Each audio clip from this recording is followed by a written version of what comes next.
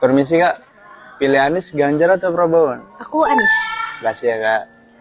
Kak, pilih Anies, Ganjar atau Prabowo? Prabowo. Makasih ya kak. Kak, pilih Anies, Ganjar atau Prabowo? Aku Anies sih bang. Makasih ya kak. Pilih Anies, Ganjar atau Prabowo? Prabowo bang. Makasih ya kak. Kak, pilih Anies, Ganjar atau Prabowo? Prabowo. Oke, makasih ya kak. Sama-sama. Pilih Anies, Ganjar atau Prabowo nih? Prabowo bang. Prabowo, makasih ya kak. Oke. Kak, pilih Anies, Ganjar atau Prabowo? Prabowo bang. Makasih ya kak. Pilih Anies, Ganjar atau Prabowo nih bang? Prabowo. Prabowo, makasih ya bang. Kak, pilih Anies, Ganjar atau Prabowo? Prabowo. Kak, pilih Anies, Ganjar atau Prabowo? Untuk sekarang pilih Prabowo sih bang. Makasih ya kak. Permisi kak, Iya, pilih Anies, Ganjar atau Prabowo? Prabowo. Makasih ya kak. Kak, pilih Anies, Ganjar atau Prabowo? Pilih Anies. Makasih ya kak. Iya sama-sama. Kak, pilih Anies, Ganjar atau Prabowo? Anies sih. Makasih ya kak. Terima kasih kak. Akhirnya saudara, dengan berjalannya waktu kita menjadi makin tahu dari tiga capres yang ada ini, tiga pasang. Terutama saya akan membahas pada aspek capres ya. Dari tiga pribadi ini terlihat yang paling siap dan apa adanya dan siap memimpin bangsa ini hanyalah nomor 2, yaitu Prabowo Subianto. Saya bisa mengatakan itu karena kita melihat bagaimana dia menjawab dengan lugas isu-isu, pertanyaan-pertanyaan yang ya jujur saja saya salut dengan pribadi daripada Prabowo. Benar seperti kata Gus Dur, dia adalah manusia yang paling ikhlas. Dialah yang membawa Jokowi menjadi gubernur DKI dan kemudian menjadi presiden. Pada awalnya, bukan PDIP. PDIP itu hanya melihat suatu kepastian baru mengambil tindakan, mengambil action. Tetapi sikap pertama itu adalah dari Gerindra, yaitu Prabowo Subianto. Saudara, kita melihat bagaimana dia menjawab tegas dengan jelas, gamblang, apa yang akan dia lakukan untuk bangsa dan negara ini. Dia mengabaikan tentang menyerang orang pribadi atau menyangkut hal-hal untuk mendiskreditkan pribadi. Sementara kita melihat dua capres yang lain ini terlihat bahwa langsung menyerang pribadinya Prabowo Subianto dan terlihat, ya mohon maaf, tidak kelasnya begitu, kapasitasnya nggak ada sebagai seorang pemimpin. Isu-isu yang dilontarkan terlalu sektoral dan terlalu mikro, ya. Bangsa ini butuh kecepatan untuk bergerak, kecepatan untuk memutuskan, dan saya begitu yakin Prabowo Gibran akhirnya terlihat sangat mampu, ya. Akhirnya kita melihat dari hasil survei Litbang Kompas itu juga terlihat, ya, yang katanya paling kredibel, ya kan? Kita melihat yang paling rendah itu adalah justru Ganjar.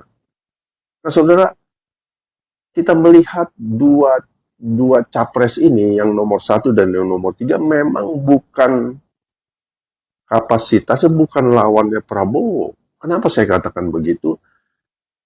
Pasangan nomor 1 dari awal pencapresan sudah sangat kontroversial, ya.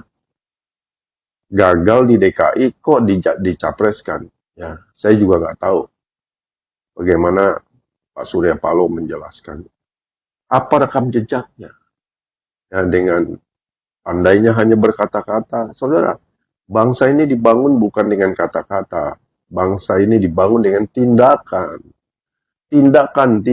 Tindakanlah yang membawa kita maju ke depan, bukan kata-kata, ya. Jadi menurut saya Pak Anies tidak layak jadi pemimpin nasional. Ya, kalau dosen aja sih oke lah.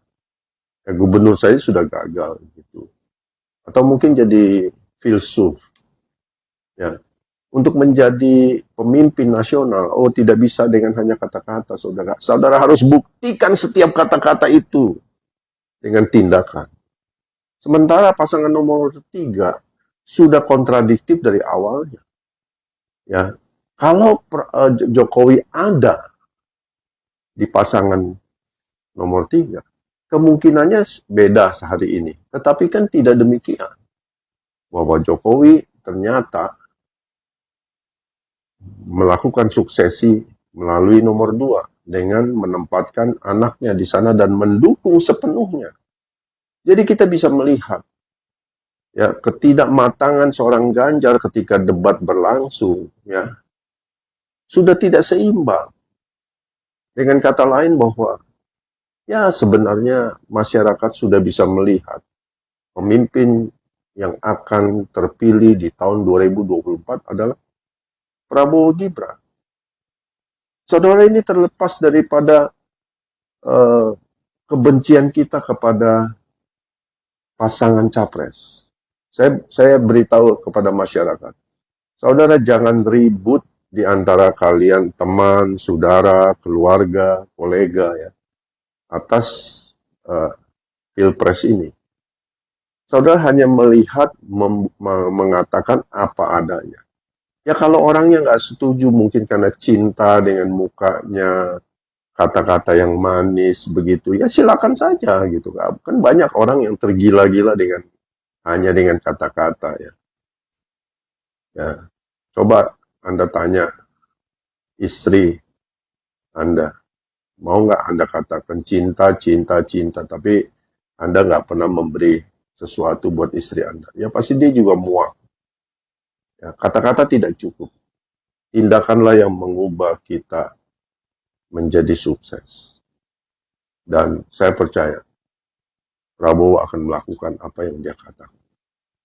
Ya, medsos ini di dalam acara Pilpres ini luar biasa. Kita akan melihat banyak orang mengupas apa saja yang akan dikerjakan dan apa yang akan dikatakan. Ya, jadi kita akan tahu persis dan tidak ada lagi yang bisa disembunyikan. Sudah usang kalau mau mendiskreditkan nama orang. Ya, jelaskan program Anda. Ya, nggak usah nuding orang, menyalahkan orang buat apa.